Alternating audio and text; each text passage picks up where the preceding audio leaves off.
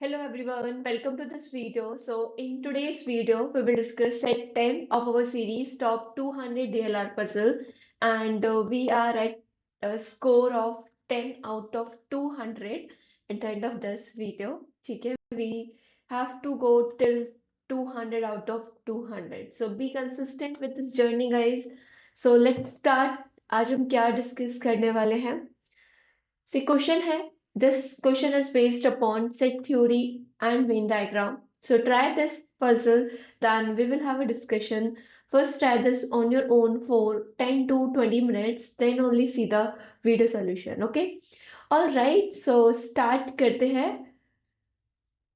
थोड़ा सा go through करते हैं क्वेश्चन को ही क्या क्या बोला गया है. देखो यहाँ पर हमें गिवन है an engineering college invited 600 students for the counseling round. Alright, two-thirds of the students were rejected right away for insufficient document, and rest were given a choice of at least one branch out of A, B and C. इसका मतलब क्या हुआ? देखो ये line पढ़ी हमने, अब साथ के साथ इसको डिकोड कर लो कि अगर 2/3 को रिजेक्ट कर दिया है तो 1/3 को अपॉर्चुनिटी दी है, तो 600 का 1/3 मतलब 200, मतलब 200 लोगों को एटलीस्ट वन ब्रांच मिली है out of A, B and C. ठीक है, तो साथ के साथ पैसिव रीडिंग नहीं करनी है. ठीक है, इसको पढ़ रहे हो तो एक्टिवली इसको डिकोड करते रहो. फिर बोला है for every two students who were given the choice of only branch A, one more was given the choice of only branch B.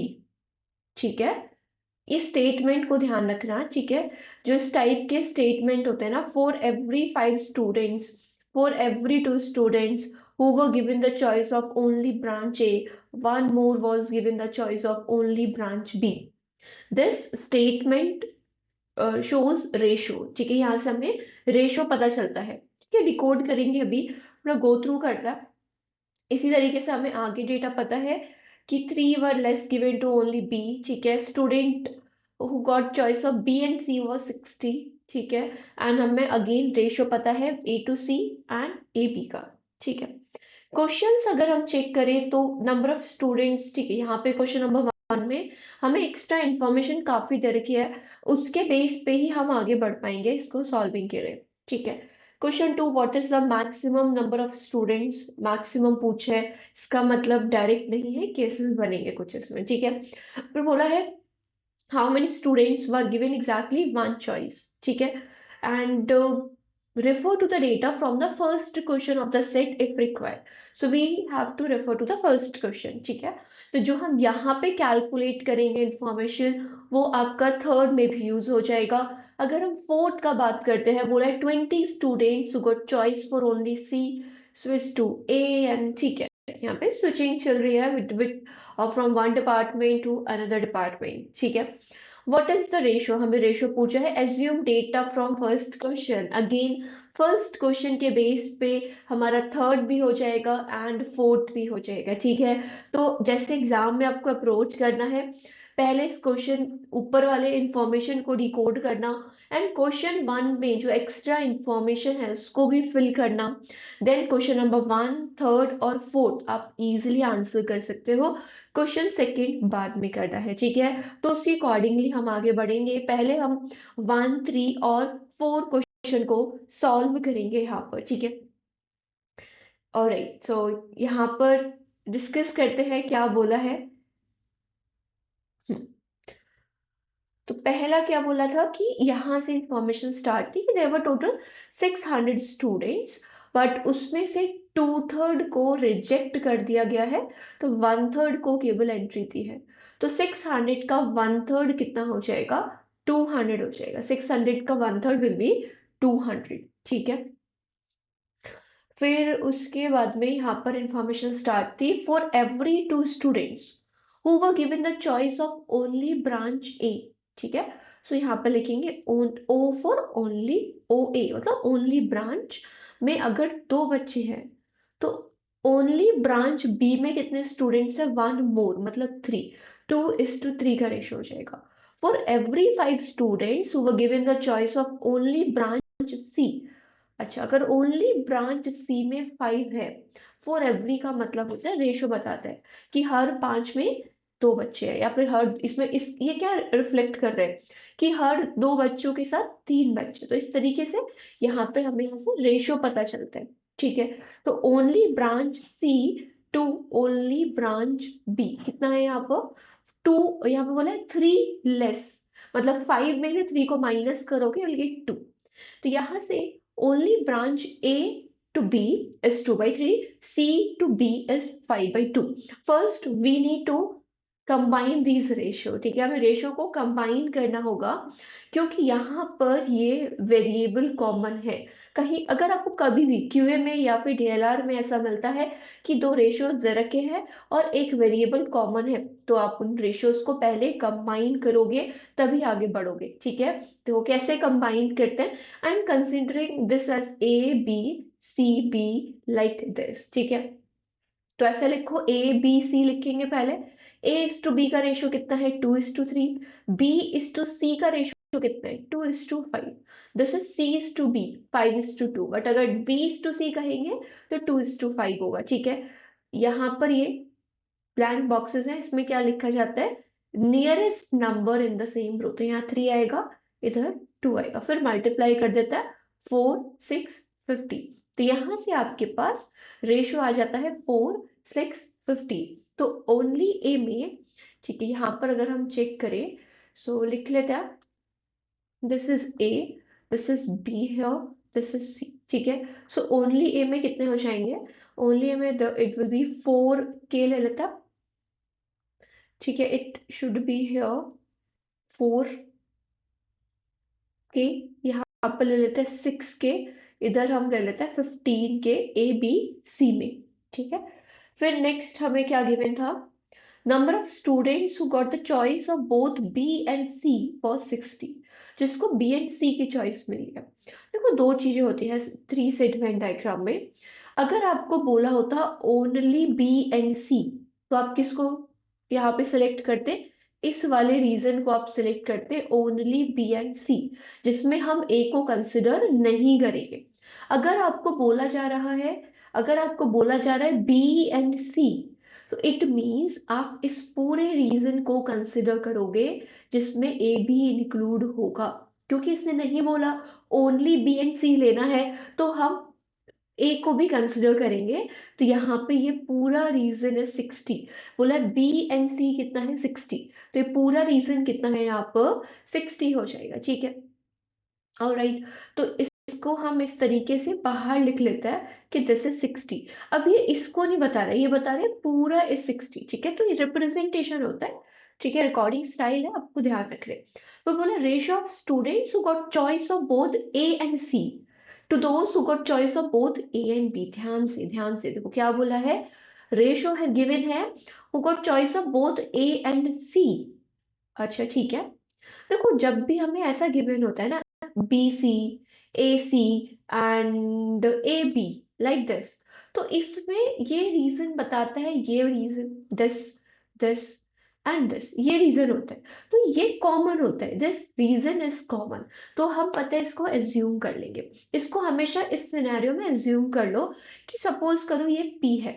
अगर ये पी है तो ये कितना हो जाएगा यहाँ पे 60 माइनस पी हो जाएगा, क्योंकि ये पूरा 60 था, ये पूरा यहाँ से लेके यहाँ तक 60 था। अगर ये रीजन P है तो this here will be 60 minus P। ठीक है, अगर ये 60 माइनस P है और हमें क्या बोला है AC is 5 and AB is 7, तो AC टू AB का रेशियो हमें दे रखा है 5:7। तो हम क्या ले लेंगे यहाँ पे दूसरा वेरिएबल ले लेते हैं 5x और 7x ले लेते हैं। ठीक है, तो AC हमारे पास 5x हो गया। अगर AC 5x है तो ओनली AC कितना हो जाएगा 5x minus P. Only AB कितना हो जाएगा 7x माइनस पी हो जाएगा। ठीक है, ये यहाँ पर आपको समझना है। हमें AC 5x पता है, AB 7x पता है, तो AC हमारे पास 5x माइनस पी होगा, AB हमारे पास 7x माइनस पी होगा। ठीक है, आई होप यहाँ तक आपको वेरिएबल की कहानी क्लियर होगी। ठीक है, अब देखो आगे बढ़ते हैं। अब अब इसके बेस पे हम क्या फिगर आउट कर सकते हैं? हमने एक फिगर आउट कर लिया। नेक्स्ट, ये ऊपर वाली इंफॉर्मेशन जो जर्नल इंफॉर्मेशन थी वो हमने फिल कर ली। हमें एक और बात पता है मैम कि दिस इज 200। ये जो टोटल है, ठीक है, ये जो टोटल हमें गिवन है दिस इज 200, ठीक है, ये टोटल 200 ये हमें पता है, ठीक है। तो क्या करेंगे यहाँ पर, वी विल से कि ऐसा करता है exactly one, exactly second plus exactly third is 200, correct?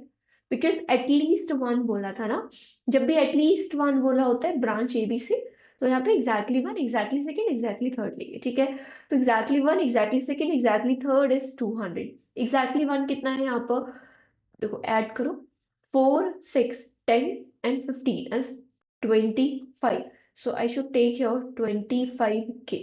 Exactly second कितना हो जाएगा, 7x minus P, 5x 60 minus P, 7x और 5x 12x minus 3p plus 60।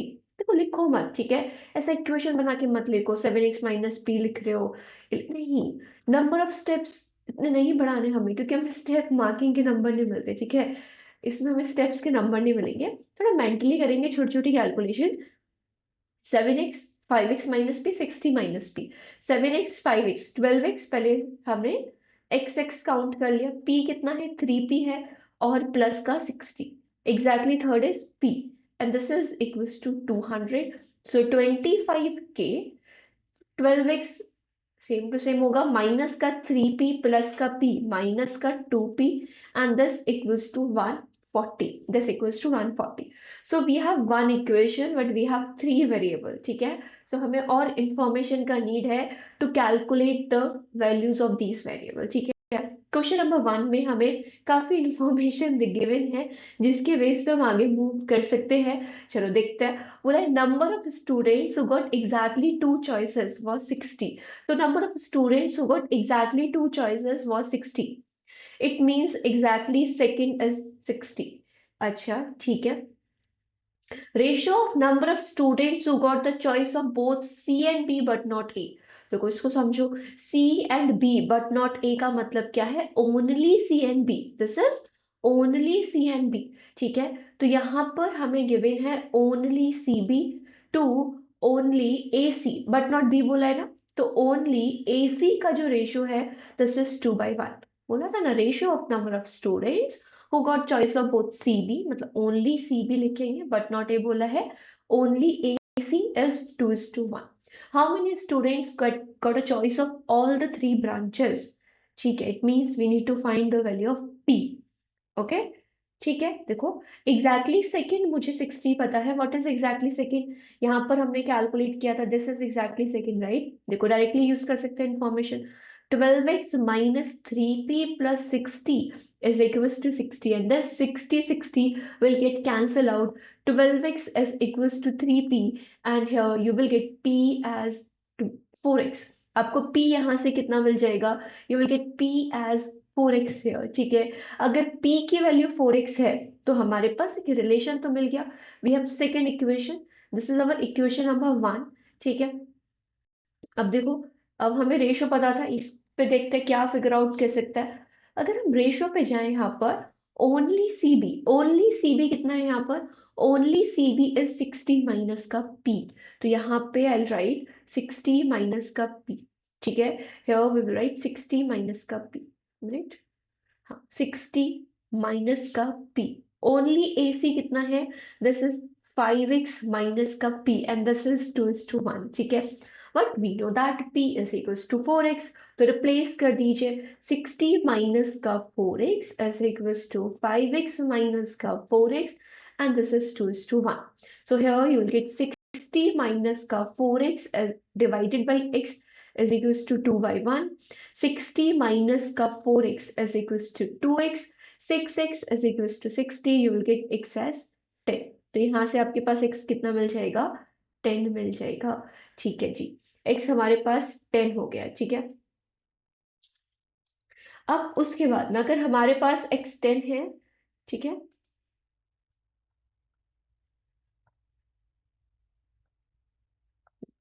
अगर हमारे पास x 10 है तो हमारे पास p कितना आ जाएगा, देखो यहाँ पे, अगर हमारे पास x 10 मिल जाता है तो हमारे पास p will be 40 because p is 4x।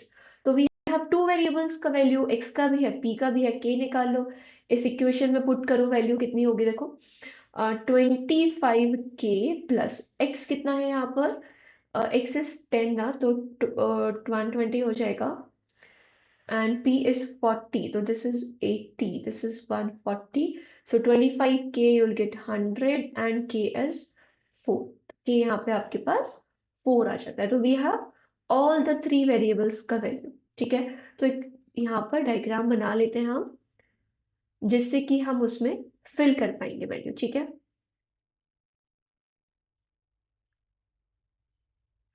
We have A B and C. फिर हमें कितना गिवन था 4k, पहले एग्जैक्टली वन में k है तो हर कोई नंबर एज k। ठीक है, तो यहाँ पर k इज 4, तो 4 4 से 16, 6 4 से 24 and this is 60। Alright, p is 40, तो ये 40 आ गया। फिर यहाँ पे 7x minus p, x is 10 तो 70। ठीक है, 70 माइनस का 40 हियर इट्स 30। ठीक है, एंड यहाँ पे दिस इज 5x माइनस का p, x इज 10 तो 50 माइनस का 40 हियर इट्स 10। ठीक है, and here it will be 20। कितना हो जाएगा यहाँ से 20 हो जाएगा। ठीक है, p 40 एंड दिस इज 20। ठीक है, 50 माइनस का 40 इज 10। ठीक है, चेक कर लेते हैं कुछ इसमें कुछ मिस्टेक तो नहीं हुई। p के हमारे पास 4 था, 4 16 24 60। ठीक है, p 40 है एंड इधर this is 7x minus p, तो 70 माइनस 40 इज 30। ठीक है, ठीक है, तो हमारे पास ये वैल्यू मिल जाती है। ग्रेट, उसके बाद में देखो आगे बढ़ते हैं। आगे कैसे सॉल्व होगा, हमारे पास 3 क्वेश्चंस थे। Number of students who got exactly two, चलो ठीक है इसमें तो हमने सॉल्व कर लिया। How many student get got a choice of all the 3 branches, मतलब p is 40, so the correct answer is here 40। how many students were given exactly one choice, exactly one is 16 24, this is 40 and 60 is 100, so exactly one is 100, so answer is D, none of these। if 20 students who get a choice, who got a choice of only 3, okay, दोबारा से बढ़ता है। 20 students who got a choice of only C switch to only A। अच्छा ठीक है, चलो थोड़ा सा ध्यान देते हैं यहाँ पे, क्योंकि हम यहाँ पे स्विच करेंगे वैल्यूज को। ठीक है, ओके, देखो बोला है कि 20 स्टूडेंट्स को ना सी से ए में स्विच करा है। अगर 20 स्टूडेंट्स को सी से ए में स्विच करा है तो यहाँ पे 40 हो जाएंगे और ए में 20 बढ़ के 36 हो जाएंगे। ठीक है, and 5 students got a choice for only A and B categories switch to only C. ठीक है, 5 स्टूडेंट्स जिनके पास ए और B category, each from A B category, मतलब ए कैटेगरी जो ओनली ए कैटेगरी को बिलोंग कर रहे हैं, उसमें से 5 स्टूडेंट्स को सी में भेजा गया है, तो अब ये 31 हो जाएंगे, सी में +5 और ऐड हो जाएंगे। बी कैटेगरी से भी 5 स्टूडेंट्स को हटा के दैट इज 19 हो जाएंगे, एंड यहाँ पे सी में 5 और एक्स्ट्रा ऐड हो जाएंगे। सो टोटल सी में कितने हो गए हमारे पास यहाँ पे 50 हो जाते हैं। ठीक है, करेक्ट है ना। ठीक है, समझ रहे हो, तो स्विचिंग हो रही है, सी से ए के साथ पास जा रहे हैं, ए बी से सी में ट्रांसफर हो रहा है। ठीक है, बढ़िया। अब उसके बाद में क्या बोला था, find the ratio of number of students who now had the choice of branches A B C respectively। ठीक है, तो A B C का टोटल बता। देखो एक तो अप्रोच वही बेसिक वाला है कि आप इसको ए का इंडिविजुअल कैलकुलेट करो कि ए का कितना आ रहा है, बी का कितना आ रहा है, सी का कितना आ रहा है, आप ऐसा कर सकते हो। दूसरा स्मार्ट वे क्या है इसको करने का, वो ये होगा कि आप इस टाइप के क्वेश्चंस में चेक करो कि ए बी सी रेशो किसका है, ए बी सी का, उस ऑप्शन को उस यहाँ पे सारे ऑप्शंस में चेक करो ए बी सी में से कौन सी वैल्यू है जिसकी सारे ऑप्शंस में डिफरेंट वैल्यू है। देखो यहाँ पे अगर हम चेक करें, अगर 109 117 111 111, अगर आप ए निकालते हो और ए का सपोज करो आंसर 111 सही है, तो आप दो ऑप्शन में फंस जाओगे, आपको फिर से बी का निकालना पड़ेगा। अगर आप बी का निकालते हो 111 है, 125 109 109, अगर आप बी का निकालते हो और सपोज करो 109 सही आ गया, तो फिर से आप दो ऑप्शन में फंस जाओगे। सी का चेक करें 121, 133, 123 एंड 120। सी सी वाले जो यहाँ पे कैटेगरी है, ब्रांच है, उसका सारे ऑप्शंस में डिफरेंट वैल्यू है। तो our target should be C. हमें ए बी को नहीं निकालना है, ठीक है। सी को निकालो, एक बार में ऑप्शन सारे रिजेक्ट हो जाएंगे जो गलत है, ठीक है। सी कैलकुलेट करते हैं यहाँ पे। दिस इज 50 है, 20, 40, 10, कितना हो गया? 120 हो गया। 90, 30, 120 एंड दिस इज दी 120, ठीक है। तो दैट्स द करेक्ट आंसर, ठीक है। अब कैलकुलेट कर लेना। ए का इट विल बी 111, बी का 109 एंड सी का 120। So that's how we will do these 3 questions. अभी हमारे पास एक और क्वेश्चन है इस सेट का, उसको सॉल्व करते हैं आगे। देखो कैसे सॉल्व होगा वो चेक करेंगे।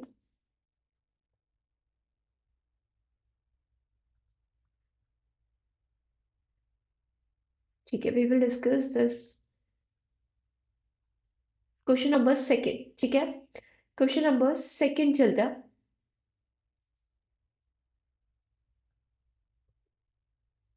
क्वेश्चन नंबर सेकेंड में देखो क्या बोला है, यहाँ पर बोला है कि what is the maximum number of students who were given the choice of only C? ठीक है, who were given the choice of only C branch। हमें उन स्टूडेंट्स को मैक्सिमाइज करना है जिनको ओनली ब्रांच सी मिला है, ठीक है। हमारे यहाँ पे एक इक्वेशन भी बन रही थी, उस इक्वेशन को भी कॉपी कर लेते हैं। That was 25x 25k plus 12x minus 2p, ठीक है। सो 25k प्लस 12x माइनस का 2p इज इक्वल्स टू 140, ठीक है। हमारे पास ये इक्वेशन बन रही थी जब हमने एग्जैक्टली वन, एग्जैक्टली सेकेंड और एग्जैक्टली थर्ड को ऐड किया था। अब इस क्वेश्चन के लिए हमारे पास यही इंफॉर्मेशन है और कोई इंफॉर्मेशन नहीं है, ठीक है। अब देखो कैसे करेंगे। देखो ये ध्यान रखना पहले तो, ये काफी बार ये कंसेप्ट यूज होगा इक्वेशंस जहां पे होंगी, जहां पर इक्वेशंस एक होगी, मतलब इक्वेशंस कम होंगे या वेरिएबल्स ज्यादा होंगे, तो आप इसको फिगर आउट करो। This is even, this is also even, because अगर कोफिशिएंट इवन है तो नंबर भी इवन होगा, and this is also even, तो this number should be even, ये होना ही चाहिए इवन, तभी सेटिस्फाई होगा। बिकॉज मैंने आपको पहले भी बताया है, इवन प्लस ऑड ऑड होता है, इवन प्लस इवन इवन होता है, ठीक है, और ऑड प्लस ऑड भी इवन होता है। तो ये काफी हेल्प करता है इक्वेशन में, ठीक है।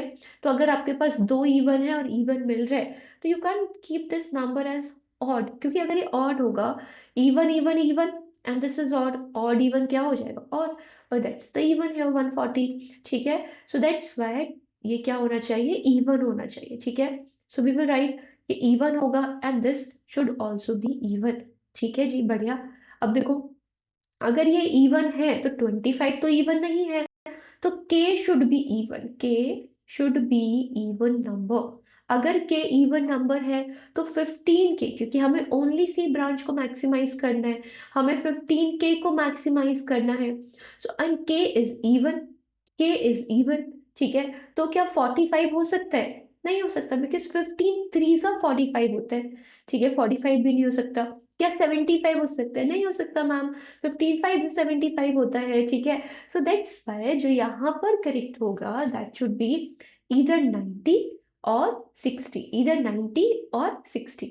देखो फिगर आउट करते हैं, 90 होगा कि 60 होगा, ठीक है। अब देखो इसमें कॉमन एरर कर सकते हो आप, इसको प्रॉपर सॉल्व ना करके आप इसमें तुक्का पता है क्या लगाओगे, उससे गलती होगी। वो ये करोगे आप सोचोगे यार यहाँ पर ना, अगर 90 है इट मीन्स k इज 6।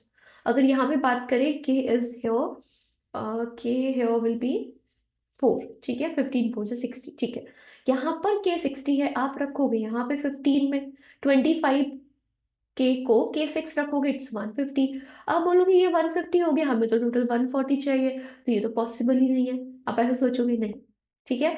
आपको ऐसा नहीं सोचना, बिकॉज अगर आप k को यहाँ 6 लेते हो, बिल्कुल ये 150 होगा, यहाँ पे 140 है, बट ये माइनस है, हियर दिस इज माइनस, ठीक है। तो वो कंडीशन यहाँ पे सेटिस्फाई नहीं होगी, ठीक है। सो दैट्स वाई ये लॉजिक मत अप्लाई करना, ठीक है, हो सकता है यहाँ पे कई बच्चों ने अप्लाई किया हो, ठीक है, तो आपको ये नहीं अप्लाई करना क्योंकि माइनस, अगर यहाँ प्लस होता बिल्कुल तब हम सीधा देखते ही इसको रिजेक्ट कर देते, ठीक है। अब देखो यहाँ पर दो केसेस हैं, या तो केस 6 होगा या तो केस 4 होगा। देखो फिगर आउट कर लेते क्या होना चाहिए। अगर केस 6 है तो 25 6 are 150 प्लस 12x माइनस का 2p is equals to 140। 12x minus का 2p here will be minus का 10, ठीक है, यहाँ से हम क्या करेंगे 2 कॉमन ले सकते हैं। 6x माइनस का p इज माइनस का 5, और आप ऐसा बोलोगे p is equals to 6x plus 5, p is equals to 6x plus 5, ठीक है। अगर मैं यहाँ पे चेक करूँ p की वैल्यू कहीं भी पुट करो, इधर पॉसिबल है 6x प्लस 5, कोई दिक्कत नहीं है। अगर यहाँ पर आप चेक करो 5x माइनस का p है, और अगर आपने यहाँ पे p को रखा 6x प्लस 5, तो आपको क्या मिलेगा 5x माइनस का 6x माइनस का 5, ठीक है।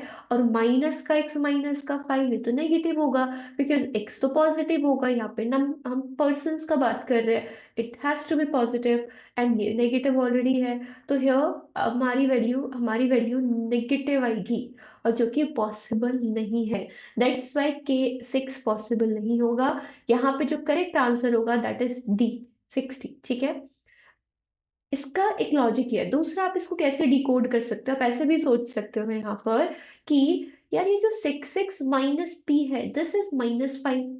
अगर हम 5x माइनस पी का बात करें, ठीक है, अगर 5x माइनस पी सपोज करो कुछ नंबर है m and 6x minus P is -5, तो ये ऑलरेडी इससे बड़ा है। ये x is 5x minus P is equals to -5, ठीक है, and this is again m, तो you will get x is -5 minus m, same logic जो यहाँ पे हुआ था, ठीक है। तो अगर 6x माइनस p इज -5 यही नेगेटिव है, तो 5x माइनस p तो इससे छोटा है, तो और मतलब ऑब्वियसली बात है कम होगी वैल्यू बट नेगेटिव में होगी, ठीक है। सो ये लॉजिक भी आप अप्लाई कर सकते हो एंड इसको रिजेक्ट कर सकते हो ऑप्शंस को, ठीक है। एक बार मैं आपको k इज इक्वल्स टू 4 लेके भी समझा देती हूँ, सो डेट कुछ भी स्किप ना हो, ठीक है, सब चीजें आपको क्लियर हो जाए। देखो यहाँ पर अगर हम सोचे k को 4 रखो, अगर k को 4 रखोगे 25 4 100 माइनस k को 4 रखा तो प्लस का 12x माइनस का 2p is equals to 140। 12x minus का 2p इज 40। 6x माइनस का p इज 20, ठीक है। तो यहाँ पे पॉजिटिव होगी वैल्यू, कोई दिक्कत नहीं है। देखो 6x माइनस का p 20 है, अगर 6x माइनस p 20 है तो 5x माइनस p थोड़ा सा कम होगा, सो ऑल इज वेल, ठीक है, सब ठीक है यहाँ पे इसके बेस पे। So that's why that's the correct answer D. I hope you get this puzzle. इसमें क्वेश्चन नंबर 2 थोड़ा सा ट्रिकी है, and question number 1 3rd 4th अब इक्वेशन सॉल्विंग है, इसको आप इजीली कर पा रहे हो तो आप इजीली सॉल्व इसको कर सकते हो फर्स्ट थर्ड फोर्थ को। I hope you get this. If you have any doubt do let me know in the comment section. Thank you guys for joining in.